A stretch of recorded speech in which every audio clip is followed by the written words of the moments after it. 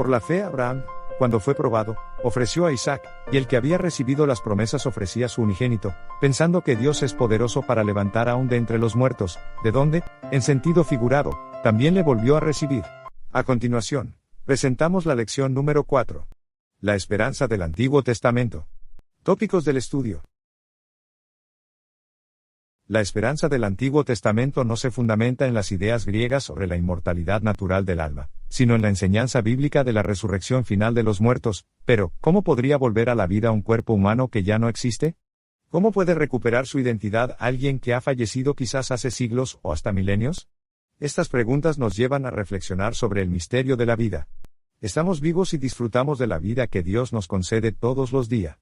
En el principio, Dios trajo la vida a la existencia a partir de la no vida, mediante el poder de su palabra. Entonces, si Dios al principio pudo crear vida en la tierra de la nada, en latín, ex nihilo, ¿por qué deberíamos dudar de su capacidad para recrear la vida humana y restaurar su identidad original? La vida no es justa. Comprobamos esto especialmente cuando vemos que los buenos sufren y los injustos prosperan. Por ejemplo, Job era perfecto y recto, temeroso de Dios y apartado del mal. Aún así, Dios permitió que Satanás lo afligiera de diversas formas calamitosas. Físicamente, una dolorosa enfermedad le devastó el cuerpo. Materialmente, perdió gran parte de su ganado y de sus propiedades, de su casa, perdió a sus siervos y hasta a sus propios hijos. Job 1:16-18, y emocionalmente, estaba rodeado de amigos que lo acusaban de ser un pecador impenitente que se merecía lo que le estaba pasando. Hasta su propia esposa le dijo: ¿aún retienes tu integridad? Maldice a Dios y muérete.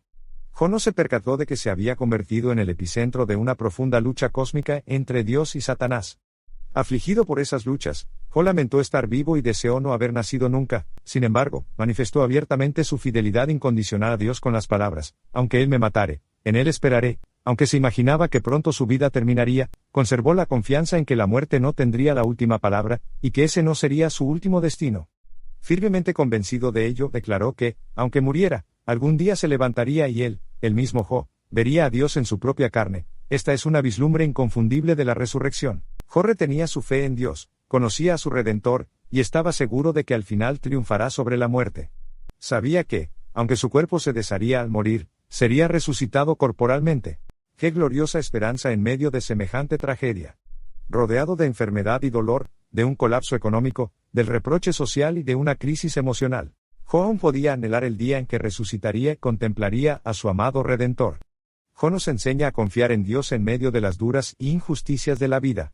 Salmo 49 habla de la falsa confianza de los necios. Confían en sus posesiones o en su fama. Por un lado tratan de encontrar seguridad en las posesiones y los logros transitorios. Piensan que podrán disfrutar eternamente de ellas. Sin embargo, el sepulcro los despojará de todo cuanto tienen y perecerán.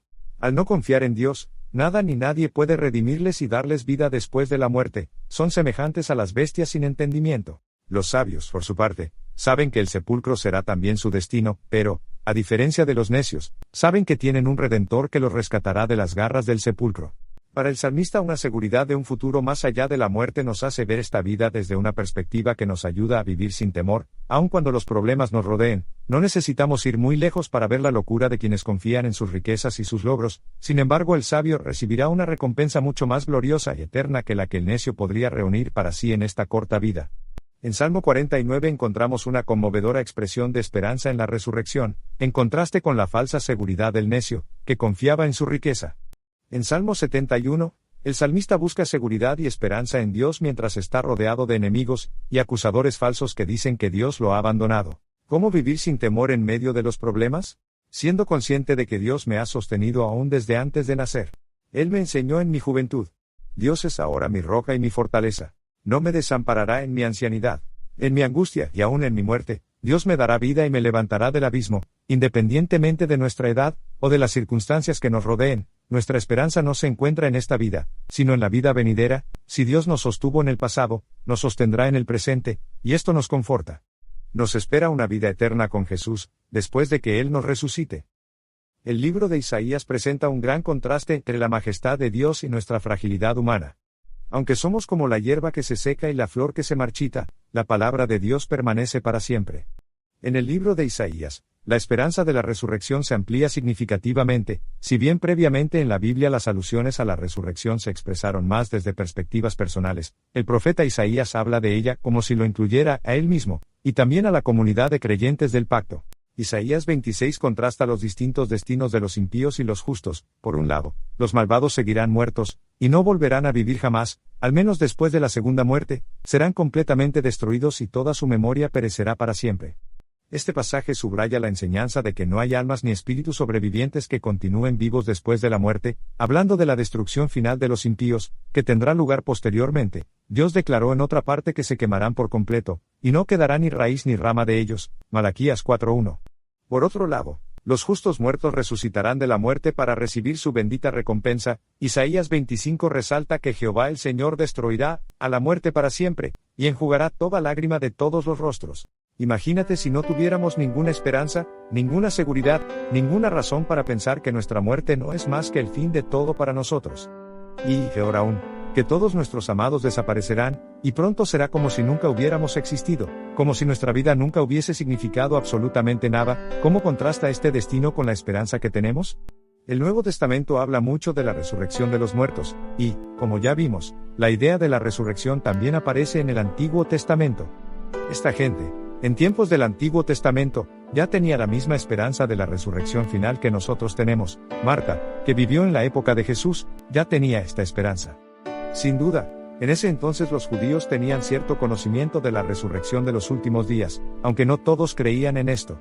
Todos los pasajes del Antiguo Testamento considerados hasta ahora hablan de la resurrección de los justos, pero Daniel 12 habla de una resurrección de justos e injustos. Muchos de los que duermen en el polvo de la tierra serán despertados, unos para vida eterna, y otros para vergüenza y confusión perpetua.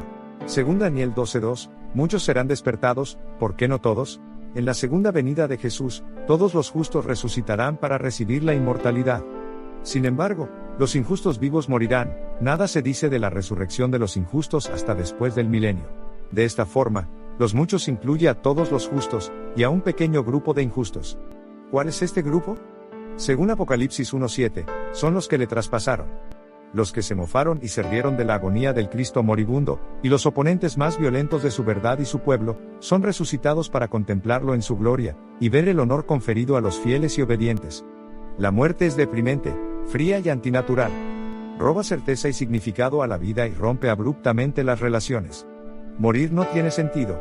Se estima que existen billones de galaxias, cada una compuesta por miles de millones de estrellas. Ahora, piensa en el increíble poder de Dios, quien no solo la creó, sino además la sostiene y la conoce por su nombre.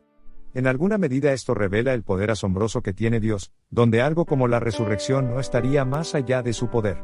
Dios te bendiga.